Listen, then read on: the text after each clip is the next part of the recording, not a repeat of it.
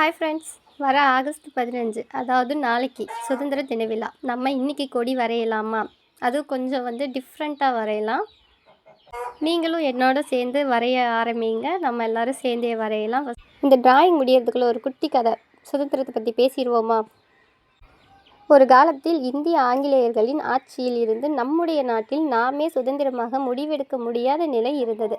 அப்போது மகாத்மா காந்தி மக்கள் அனைவரையும் ஒன்றிணைத்து வன்முறை வேண்டாம், ஒற்றுமையுடனும் அமைதியான போராட்டத்தாலும் நம் உரிமையை பெறுவோம் என்று வழிகாட்டினார். காந்தியுடன் லட்சக்கணக்கான மக்கள் சுதந்திர போராட்டத்தில் கலந்து கொண்டார்கள். அவர்கள் சிறைக்குள் சென்றார்கள், பல தியாகங்களை செய்தார்கள். அவர்களின் விடாமுயற்சி தியாகமும் சேர்ந்து இந்தியாவின் சுதந்திர போராட்டத்தை வலுப்படுத்தியது. இறுதியாக 1947 ஆகஸ்ட் 15 அன்று இந்தியா சுதந்திரம் பெற்றது. அந்த நாளிலிருந்து நம் நாடு தனது எதிர்காலத்தை தானே தீர்மானிக்க தொடங்கியது. நமக்கு கிடைத்த இந்த சுதந்திரம் பலரின் தியாகத்தால் கிடைத்தது. அதனால் நாட்டை நேசிப்போம், ஒற்றுமையாக இருப்போம், இந்தியாவின் பெருமையை உயர்த்துவோம். இனிய சுதந்திர தின நல்வாழ்த்துக்கள். இந்த ரியல் ஸ்டோரி உங்களுக்கு பிடிச்சிருக்கும்னு நான் நம்புகிறேன். இப்போ நம்ம கலரிங் கொடுக்க ஸ்டார்ட் பண்ணிடலாம். கலரிங் நான் க்ரையான்ஸ் தான் எடுத்திருக்கிறேன். க்ரையான்ஸை லைட்டாக நல்லா நம்ம தேய்ச்சிக்கிட்டே இருந்தோம்னா அது ரொம்ப டார்க்காக இல்லாமல் கரெக்டான அளவுக்கு அழகான கலர் கிடைக்கும்.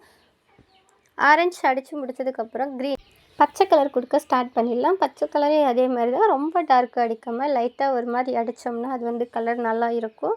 கொஞ்சம் ஸ்பீடாக தான் நான் பண்ணியிருக்கேன். எல்லோரும் பொறுமையாக பாருங்கள். இந்த டிஃப்ரெண்ட்டான டிராயிங் நல்லா இருக்கா மறக்காமல் கமெண்ட்டில் சொல்லிடுங்க.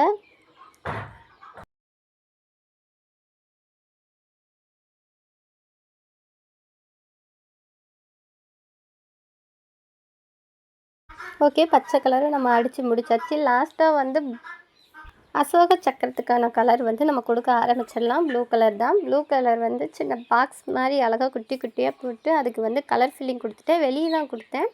உள்ளே அந்த கோடு தான் ஒயிட் கலரில் அப்படியே இருக்கும். கடைசியாக இந்த கோடு போட்டு முடிச்சாச்சு. இந்த வீடியோ உங்களுக்கு பிடிச்சிருந்தால் லைக் பண்ணி சப்ஸ்கிரைப் பண்ணி சப்போர்ட் பண்ணுங்கள். அனைவருக்கும் என் இனிய சுதந்திர தின நல்வாழ்த்துக்கள்.